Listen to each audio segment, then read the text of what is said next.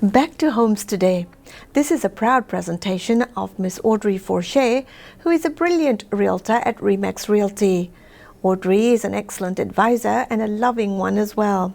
This week her guest is Dan Driest, and on this set Audrey questions Dan, quote, "When is the permit needed for construction?" unquote. "Well, when is it?" I ask. Let's find out. Hello friends, thanks for joining us today. My name is Audrey and I'm a Remax agent in Montgomery County, Maryland.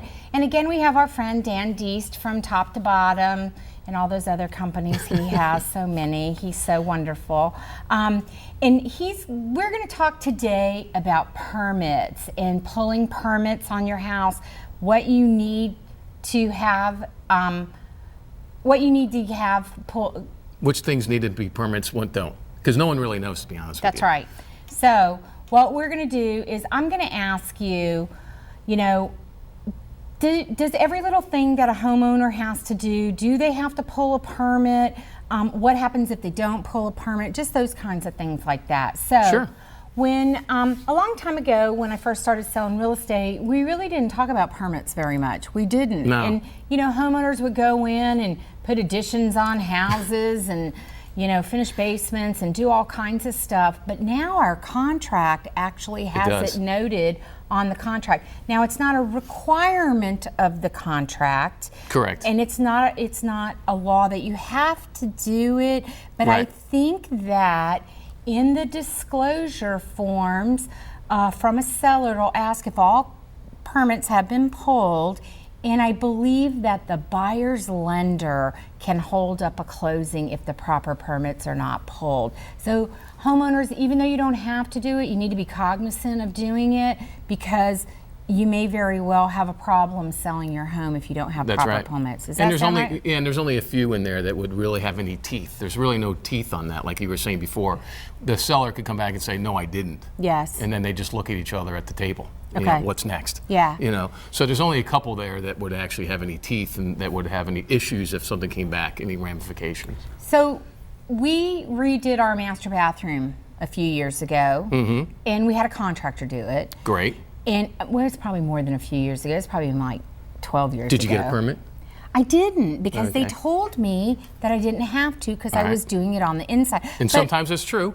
But I did get a permit we put in heated floors, which was a waste, but we did put those in. Heated floors are never a waste. They are. They're awesome. They are, but I never use them. I'm too busy. So by the time they heat up. They pulled the permit for the electrical of the heated floors. But not the bathroom. But not the plumbing because we didn't change anything. That's really. Right. We didn't change the actual plumbing fixtures. We just put a new tub and put makeup on it.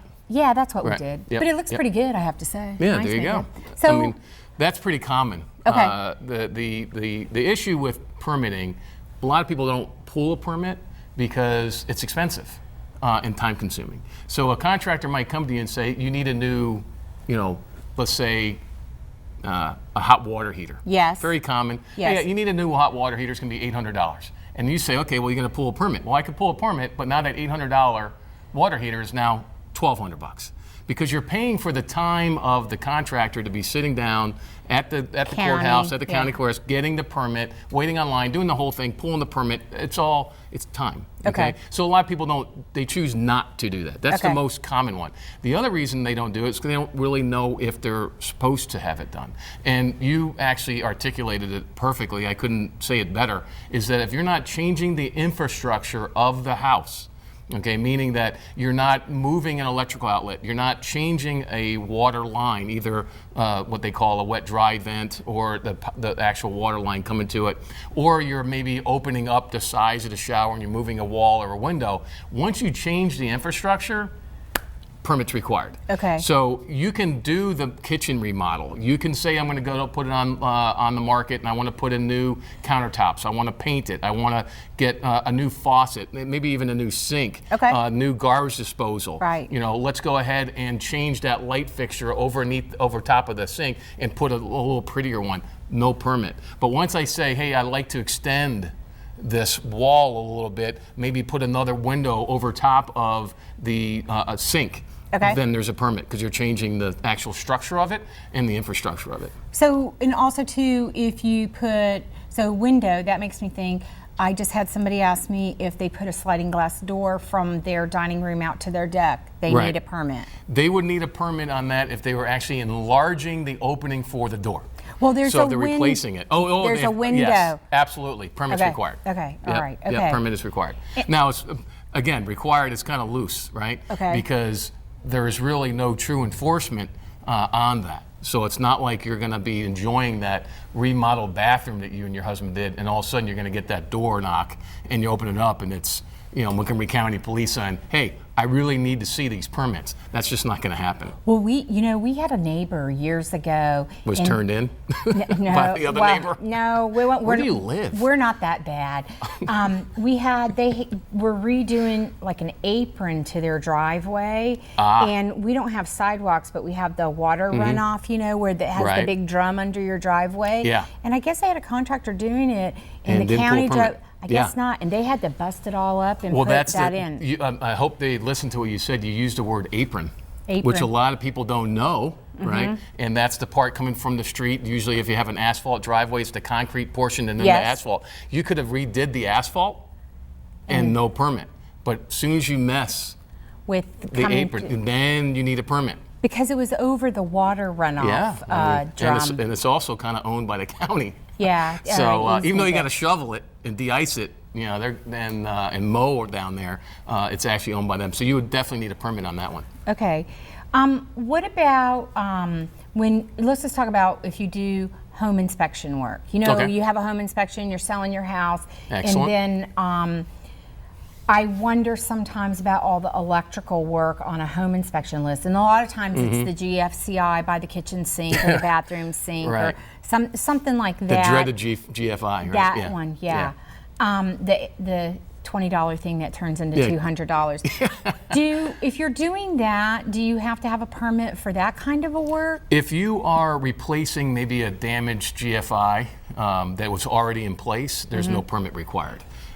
If you are maybe increasing the number of receptacles down in your basement because you finished the basement, a permit is required. Okay. So just be thinking, like you buy a new home and it's got the little disc on the ceiling of the bathroom or the bedroom, right? And you're like, what's that? Well, that's a junction box so that you can put on a fan, right? Okay. So the wiring's already there. You can put a fan in there, no permit. But if that wiring wasn't there, Permit. then you would need a permit. Right. So if I'm looking at a house and I want to buy it, where do I go? To find this out, that there has been permits? Yeah. Well, first thing I would ask the seller, obviously it's on, I think it's number 19A or something like that. Yeah, pretty good. So they'll say, hey, did you do any of this? And a lot of times they don't know because maybe the contractor said that they did, or maybe they didn't. Plus now a lot of contractors don't put the sticker inside the electrical panel. Remember we used to open it up, Yeah. you go there, they all are. Yeah. Well, now they don't do that a lot of times. They do it online. So you can actually go to the government websites, .gov websites from Montgomery County and surrounding counties and find out if there's been any permits. The one that really, where people say, hey, is there anything significant if I don't pull a permit? The one that you really want to be paying attention to is the electrical panel. Okay. And you've heard the term heavy up, Yes. where the electrical power is maybe insufficient for today's standards. Maybe Yes. there was a 100 amp service, and now they want to go to 150 or 200, so they do a heavy up. They make the actual service larger amperage. Yes. Well, in that case, permit's definitely required for that one, and we encourage that if there isn't one, to get one. And the reason for that is, God forbid there is an issue where there's an electrical fire in that house, and the fire chief investigator can track that back to that electrical panel, and they find out that panel is where it actually started, and there's no permit. Your homeowner's insurance Isn't gonna more than cover- likely is not going to cover it. Yeah, So that would be the one where we say, let's get it. But the problem is, what do you do now?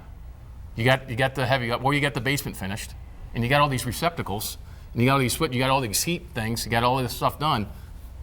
What happens now? Do you call a guy in to do it then? The county won't come out and redo it, will they? No, what will happen is let's just use the electrical one because that's the one that's probably the most challenging, Yeah. right? So you'll call the electrician and say, hey, listen, I'm selling my house and I need to get the permits pulled for this. It's going to be pretty costly because now what you're asking is that new electrical guy to take the onus, take all the responsibility of what somebody else for did. someone else's work. So what they're going to say is, sure, I'll do that for you, Audrey, but I'm going to go ahead and I'm going to pull everything out, and I'm going to look at everything. I'm going to pull every single receptacle. And by the way, I'm charged by the hour. So I hope you got your checkbook ready to go, and I do take Visa and MasterCard. So it's going to be pretty expensive.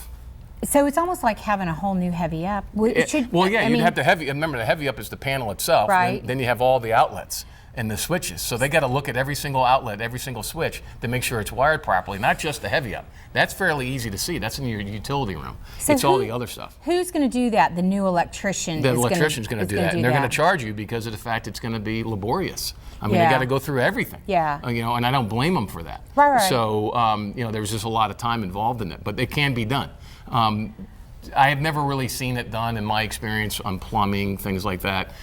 Typically, if you have a great home inspector, they're going to be able to tell you if the water heater is, installed to code, not necessarily code compliant, meaning they don't see the sticker sitting there. Yeah. But we'll be able to look on to see if the temperature pressure relief valve is on there, the expansion tank is installed properly, there's shut-off valves, there's drainage available, all this kind of stuff. We'll be able to know all that. So is it easier for the homeowner to go and pull?